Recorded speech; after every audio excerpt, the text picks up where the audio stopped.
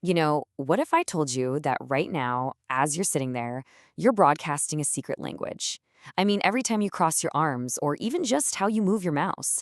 Today, we're going to be decoding all of those unseen signals we all transmit, from the ones that are kind of obvious to the ones that are, well, pretty unbelievable. This idea comes from a guy who knows a thing or two about secrets, former FBI agent Joe Navarro. After a 25-year career catching spies, his biggest takeaway is actually pretty simple. We are all open books. Yep, whether we realize it or not, our bodies, our actions, they are constantly telling a story. Okay, so if our bodies broadcast so much, what about our digital selves? I mean, what kind of secrets are hiding in the way we click a mouse? And what if, and stick with me here, what if we could access information in ways that completely defy our normal senses? That's the journey we're going on today, from body language to our digital footprints and all the way to the very edge of the mind itself. So let's start with what we can actually see. Nonverbal communication. You probably just call it body language. It's really the foundation of how we size things up. Comfort, trust, and yeah, even deception. First things first, we've got to bust some of those common myths. You know the classic one, right? Crossing your arms means you're closed off. Well, Navarro says that's not it at all. It's more like a self-hug, something we do for comfort. And the whole idea that liars can't look you in the eye or that they touch their nose when they're lying, complete myth. There is no real Pinocchio effect. It's usually just a pacifying behavior or a sign that someone's, just thinking. And reading these signals? It's not just some cool party trick. The stakes can be incredibly high. Just take a look at this real-world espionage case. The FBI was on the hunt for a foreign mole, but the trail had gone completely cold. All they had was this short, grainy video of their suspect leaving a flower shop. The whole case cracked open because of one tiny little detail. The suspect was holding the flowers with the blossoms facing down. Now, that's a common way to carry them in Eastern Europe, but not really in America. It was this small cultural tell, a nonverbal signal so specific that when they confronted him with it, he confessed on the spot. So how do the experts actually catch these little tells? Well, they do a systematic scan from head to toe. Stress, for example, often shows up first in the forehead. If a person is bothered, you might see their lips compress. If they feel threatened by something you've asked, watch their feet. They'll often pull them back. It's this full-body assessment, always looking for any change from how they normally act. All right, let's raise the stakes a bit. We're going to move from just general observation to high-stakes security, where noticing these signals can literally be a matter of life and death. You see, security professionals are trained to spot things that are out of place. Someone wearing a heavy coat on a hot day, that might mean they're hiding something. A person who's just kind of orbiting, aimlessly circling a target area, that's a red flag. Same with someone whose eyes are constantly darting around, checking for cameras and exits. And then there's something called the security rub. That's when someone unconsciously keeps touching a pocket or their waistband, just to make sure a hidden object is still there. These are all physical giveaways about a person's real state of mind and what they might be planning. And this is where our whole story pivots. Because if our physical bodies have tells, then you better believe our digital bodies do too. Think about it for a second.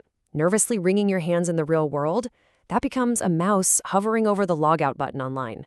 A person aimlessly circling a building, that's like a student just endlessly clicking on hints without trying. Our online actions are really just a new form of body language. This brings us into the world of algorithms and data. See, just like an FBI agent watches a suspect, software can be built to watch a user's behavior and figure things out just by looking at the log files. They're actually called behavior detectors, and they're basically these automated models that analyze the digital breadcrumbs we all leave behind. Every click, every pause, every single thing we type, to figure out our state of mind. Are we engaged? Are we frustrated? Bored? Maybe even cheating? The data can tell a whole story. So in educational software, for instance, these detectors can spot all kinds of disengaged behaviors.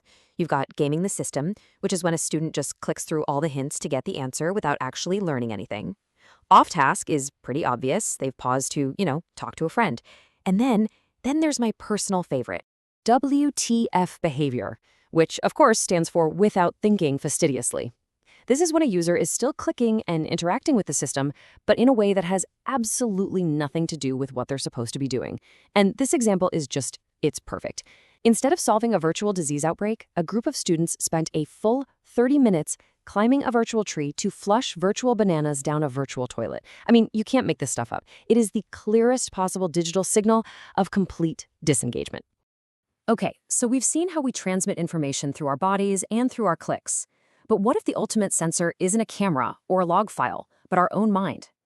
This is where we get to our final and most speculative frontier, the idea that information can be accessed directly with no external tools whatsoever. So here's the most mind-bending idea we're going to explore today. What if our consciousness isn't just creating thoughts, but it's also receiving them? Proponents of this view believe that we are all connected to this universal field of information, like a cosmic internet that exists completely beyond our normal senses of time and space. People who subscribe to this idea even have a name for this state of mind, Ritambhara Pragya, and it's described as a level of consciousness where knowledge of the past, the present, and, get this, even the future can become directly accessible.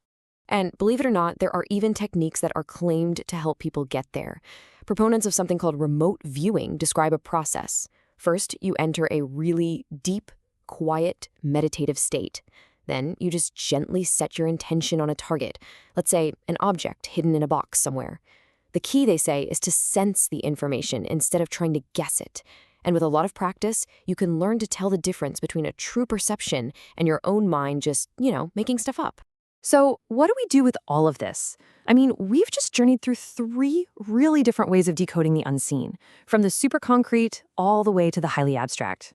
So when you boil it all down, we have these 3 distinct methods.